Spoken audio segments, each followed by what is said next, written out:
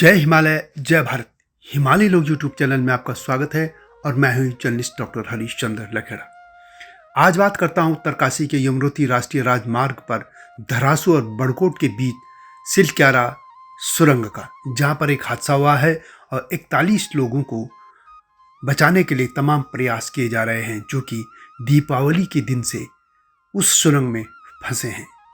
तमाम नई नई मशीनें भी इस कार्य में असफल हो रही हैं और आधुनिक टेक्नोलॉजी के दौर में भी इन लोगों को एक हफ्ते से ज़्यादा का समय हो गया है, लेकिन बाहर नहीं निकाला जा सका है।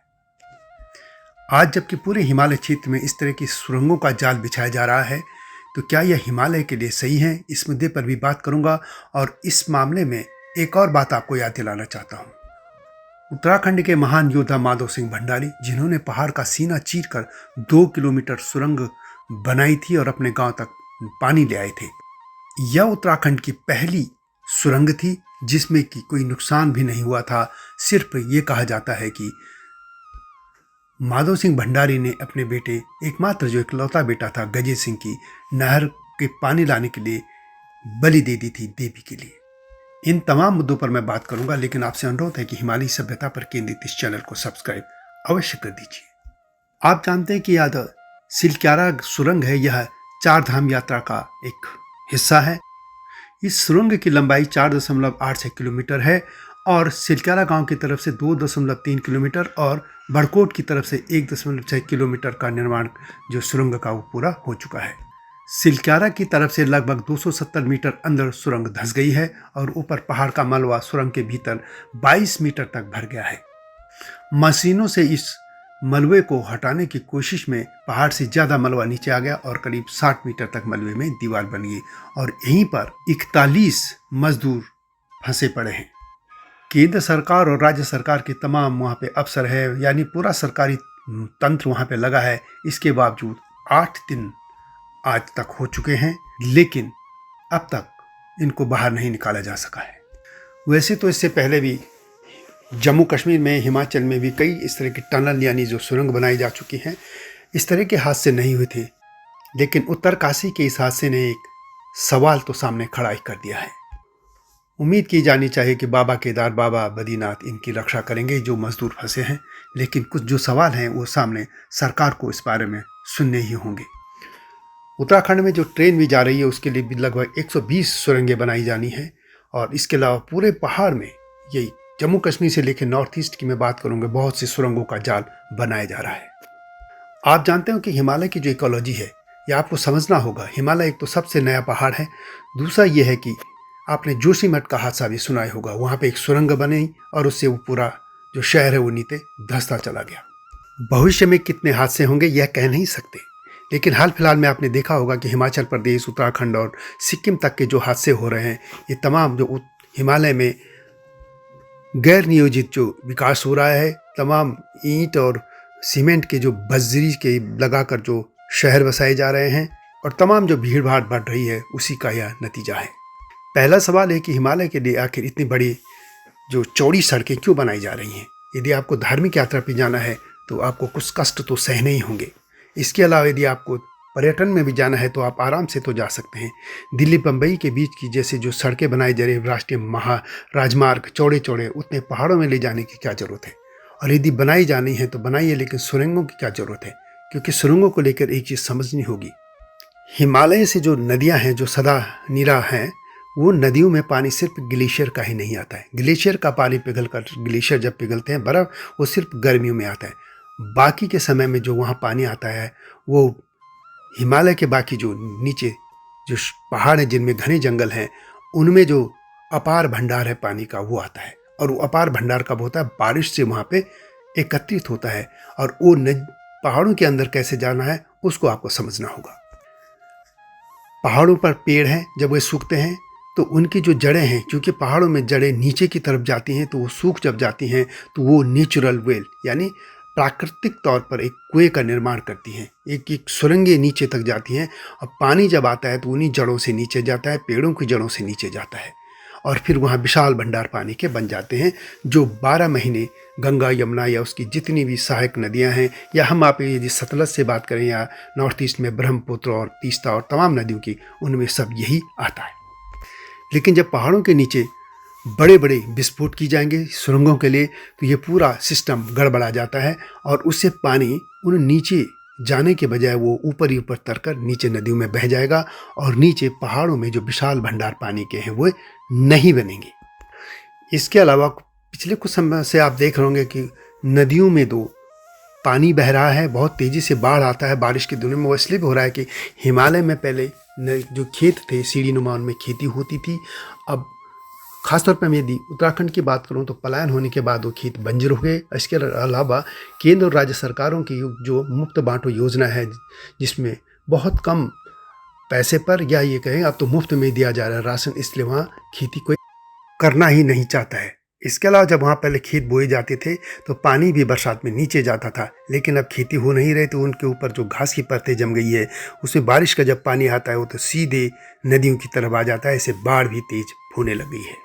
इस तरह हम देखेंगे तो पूरा हिमालय की इकोलॉजी बदल रही है और उसके जो पानी के भंडार बन रहे थे नीचे, वो नहीं बनेंगे। और एक दिन ऐसा ही रहा तो फिर जो गंगा यमुना और जो जितनी भी नदियाँ हैं हिमालय से आने वाली, वो सरस्वती हो जाएंगी। और सरस्वती हो जाएंगी तो फसलों से लहलाते गंगा यमुना के जो मैदान हैं वे कैसे अन्न उगाएंगे, और इस तरह पूरी भूमि जो है वह मरुभूमि हो जाएगी। यह सत्य और समय की आवश्यकता भी है कि सेना के लिए तो सीमा तक सड़कें बनानी होंगी, और देश रहेगा तो तभी ये समाज बचेगा, संस्कृति बचेगी, और इसके लिए सेना को मजबूत होना जरूरी है और सेना के लिए इंफ्रास्ट्रक्चर भी। लेकिन यह जरूरी नहीं कि ये तमाम जो बड़ी चौड़ी सड़कें हैं वो चार धाम के या मार्ग से ही बनाई जाए। इसके लिए वैकल्पिक रास्ते तलाश लेने चाहिए।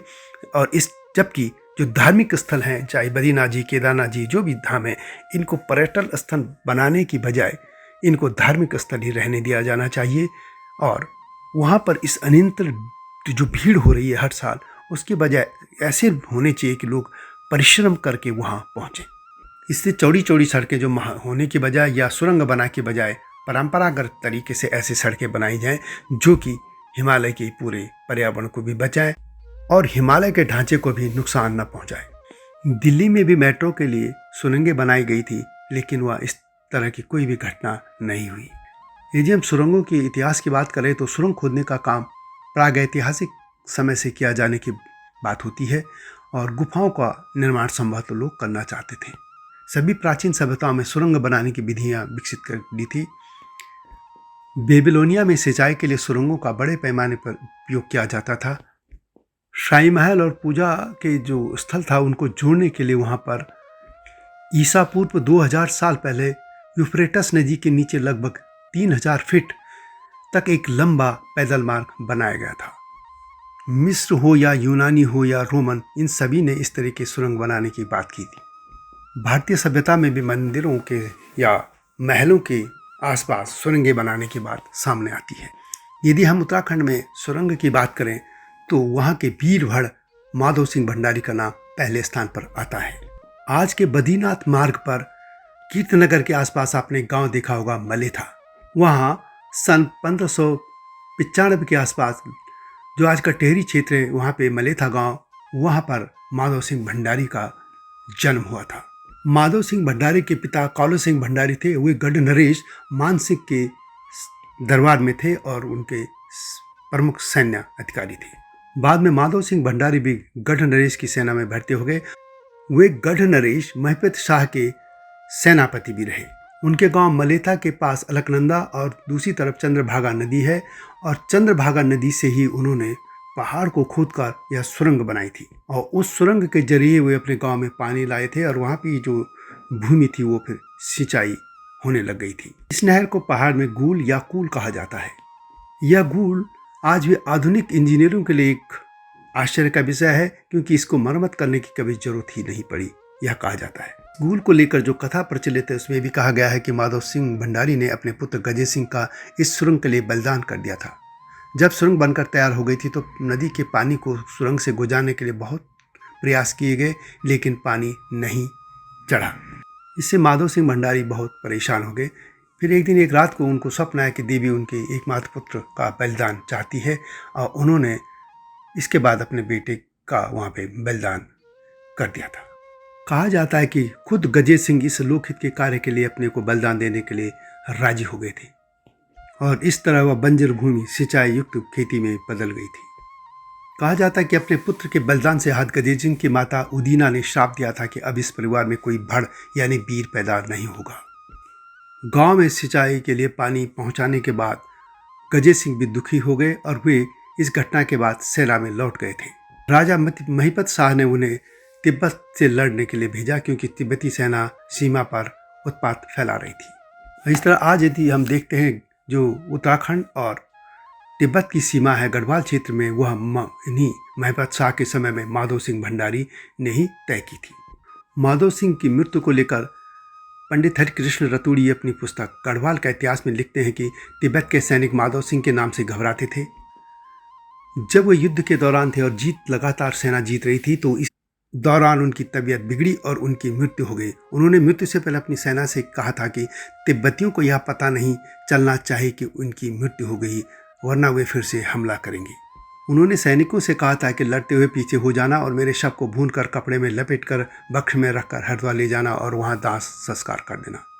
इस महान वीर भड़ को लेकर उत्तराखंड खासतौर पर गढ़वाल में एक लोक उक्ति है, एक सिंह रैंदो बण, एक सिंह गायका, एक सिंह माधो सिंह, एक और सिंह गायका।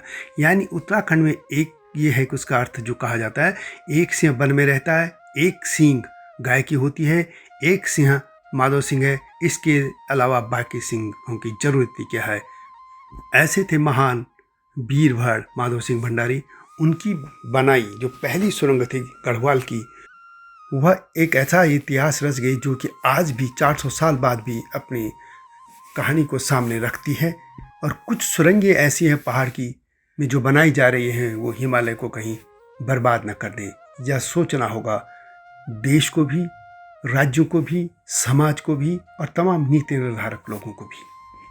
इसलिए एक बार फिर कह रहा हूँ कि हिमालय को बचाना होगा, हिमालय के ग्लेशियर को बचाना होगा, हिमालय के जंगलों को बचाना होगा। यदि वहाँ पे इस तरह की अनियंत्रित भीड़ चलती चली गई तो न ग्लेशियर बचेंगे, न गंगा यमुना और जो तमाम नदियाँ हैं वो बचेंगी, और न ये जो मैदानों के फसलों से लहलहाते खेत हैं वे बचेंगे। और जब ये न बचेंगे तो न समाज बचेगा, न लोग बचेंगे, न सभ्यता बचेगी, न कुछ बचेगा। इसलिए हिमालय को बचाना जरूरी है। इसलिए बड़ी बड़ी सुरंगों को बारे में या इनके निर्माण को बारे में फिर से सोचने की ज़रूरत है। वीडियो कैसे लगी कमेंट में से लिखें और चैनल को सब्सक्राइब करना न भूलना। वीडियो अच्छी लगी तो शेयर भी कीजिए, लाइक भी कीजिए। आपसे विनम्र अनुरोध है। मिलता हूँ नए मुद्दे के साथ, तब तक जय हिमालय, जय भारत। हिमालय पे पेड़ हो तो गीत गाएंगी नदियाँ, गीत गाएंगी नदियाँ। पेड़ों पे चिड़िया है तो गीत गाएंगी नदियाँ, पेड़ों पे चिड़िया है तो गीत गाएंगी नदियाँ। माँ की लोरी जैसे होते हैं नदियों के गीत।